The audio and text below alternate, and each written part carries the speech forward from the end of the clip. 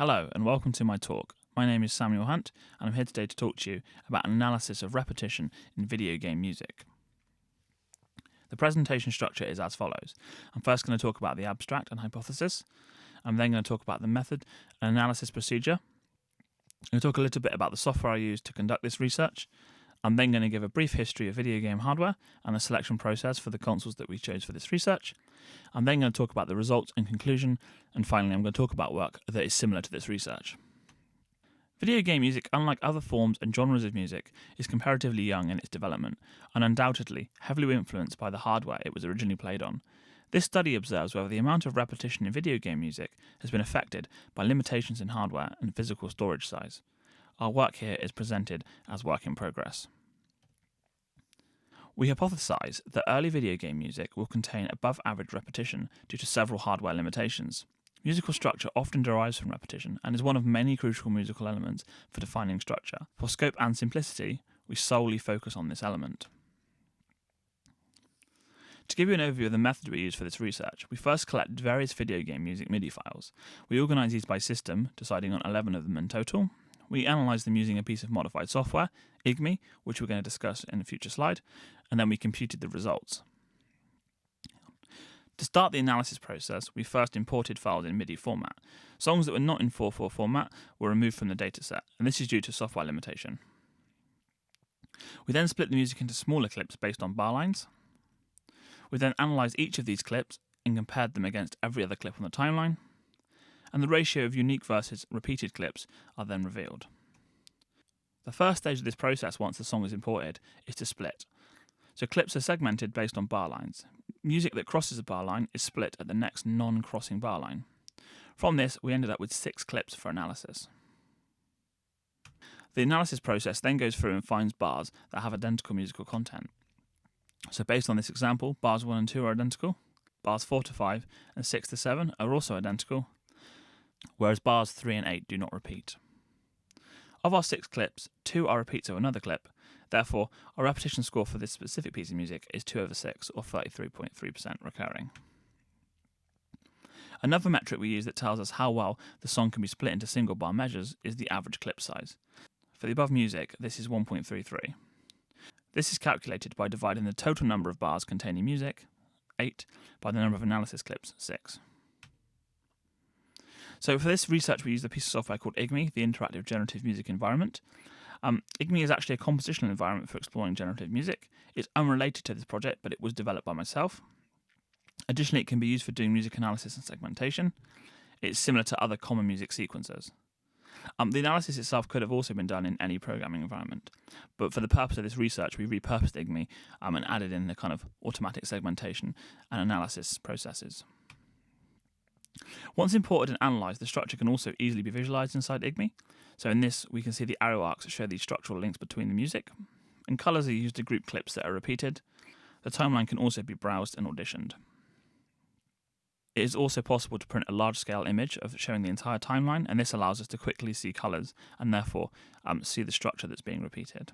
In this instance, there are 7 repeats of this one clip, as shown by the same colour being used on the timeline. I now want to give a brief history of video game consoles.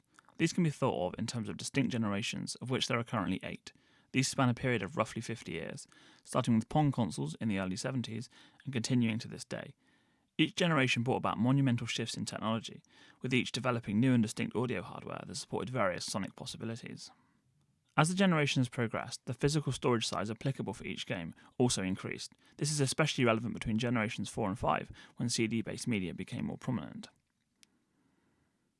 For this study, we only focused on home video game consoles, neither handhelds or PCs were considered. So of those 8 generations, we settled on 4 for this study. Generations 1 and 2 contained little, if any, music, so there was no point really analysing those. And generations 7 and 8, there was minimal songs available on our database, which we're going to discuss in a moment. But also there's little difference in terms of audio hardware compared with previous generations. So this leaves us with generations 3 through to 6. We can broadly categorise each piece of hardware into one of 3 groups using work by Chang. These are chiptune and 8-bit, synthesis and sampling, and pre-recorded and streaming music. With chiptune and 8-bit hardware, there was minimal sound, often using discrete sound chips. The NES, for example, had 2 pulse wave generators, a single triangle wave generator, a noise generator, and a simple PCM playback system. Moving on from this, synthesis and sampling moved away from these discrete waveform generators into much more general purpose synthesis. For example, Sega's Mega Drive used FM synthesis to synthesize music. Wavetable synthesis was heavily utilized given its small memory footprint. Both of these system types required the role of a programmer to encode the music tracks. Pre-recorded and streaming-based systems allowed music to be composed and recorded externally, for example inside a studio, and then played back in real time. For example, Sony's original PlayStation supported CD-quality audio playback, MIDI file playback, as well as more general-purpose DSP. At this point, the role of the composer and the sound programmer was starting to become fully decoupled. We picked several consoles from generations 3 to 6, including both 8, 16, 32 and 64-bit systems, covering both disc and cartridge-based media, encompasses all 3 types of audio hardware. The MIDI files were obtained through the VG MIDI database.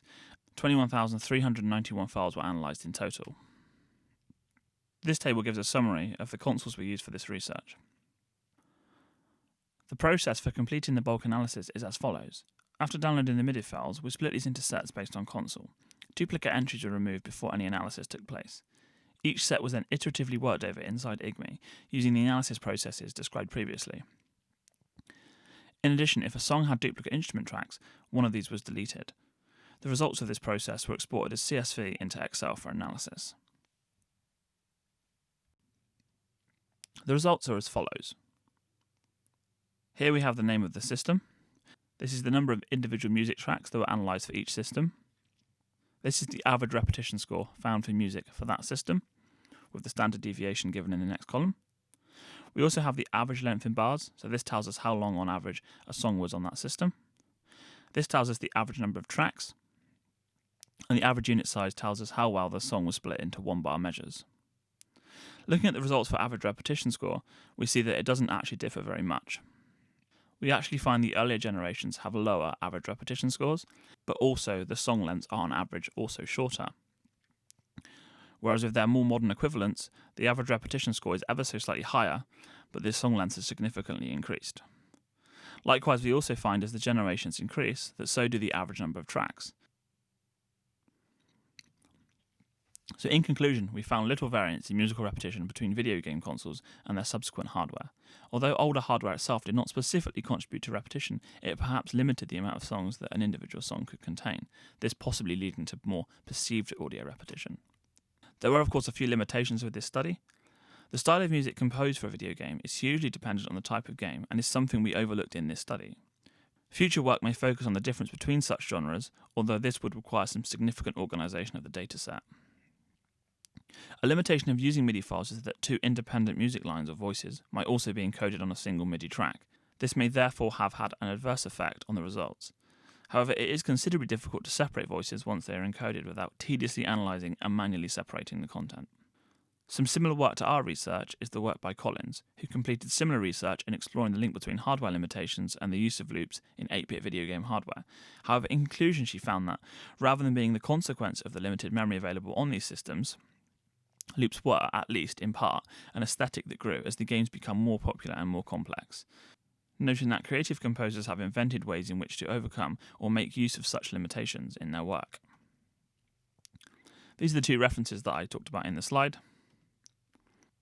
I can be contacted at the following email address, and also if you wish to download a copy of IGME to use for analysis, then you may do so at this link here. Thank you for listening to my presentation.